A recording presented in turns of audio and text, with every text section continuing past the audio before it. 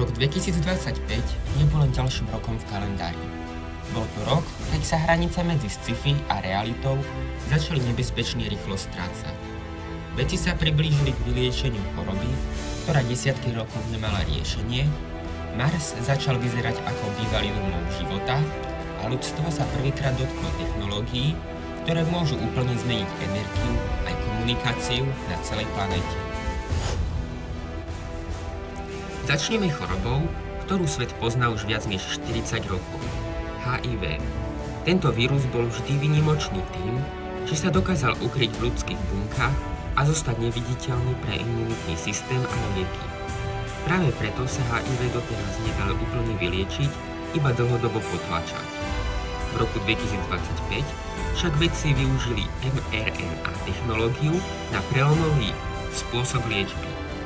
Namiesto toho, aby vírus len brzdili, dokázali ho prinútiť opustiť jeho úkryt.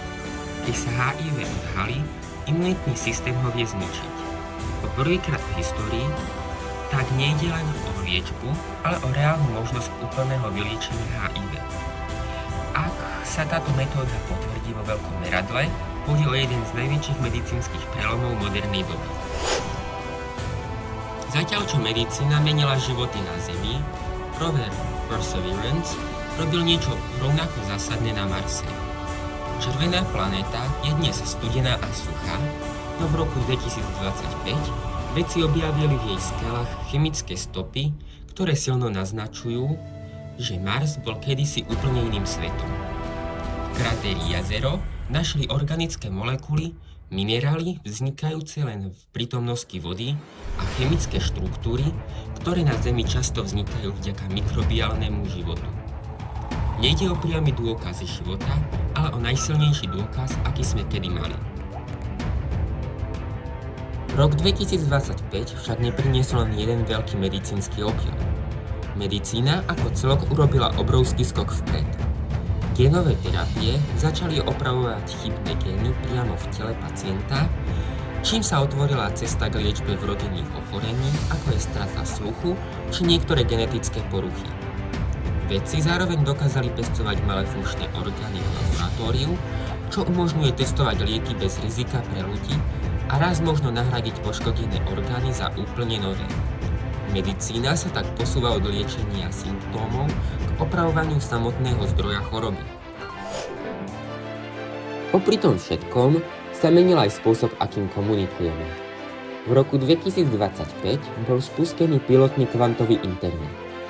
Na rozdiel od klasického internetu, ktorý prenáša informácie pomocou elektrónov, kvantový internet využíva kvantové prepletenie. To znamená, že ak sa niekto pokúsi správu zachytiť alebo odpočúvať, samotná fyzika to okamžite prezradí. Takáto komunikácia je v princípe nehacknutelná. Ide o základ budúcich bezpečnostných systémov bankovníctva a globálnej komunikácie, kde dôvera nebude závisieť od softvéru, ale od zákonov vesmíru.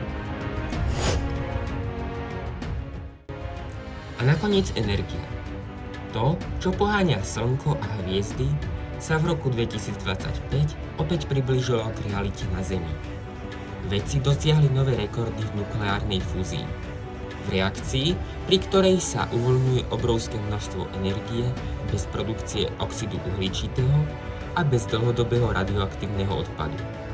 Po prvýkrát sa podarilo udržať fúznu reakciu stabilne po dlhý čas a získať tak viac energie, než bolo do procesu vložené. Ak sa fúziu podarí zvládnuť v priemyselnom meradle, môže to vyriešiť energetickú krízu celej planéty. Rok 2025 tak ukázal jednu dôležitú vec. Budúcnosť nie je vzdialená stovky rokov. Deje sa práve teraz. Od liečby nevyliečiteľných chorôb, cez hľadanie života mimo Zeme, až po energiu hviezd a internet postavený na kvantovej fyzike. Veda mení svet rýchlejšie, než si väčšina z nás uvedomuje. Keď vás video zaujalo, dajte like a odber. Budem za to rád.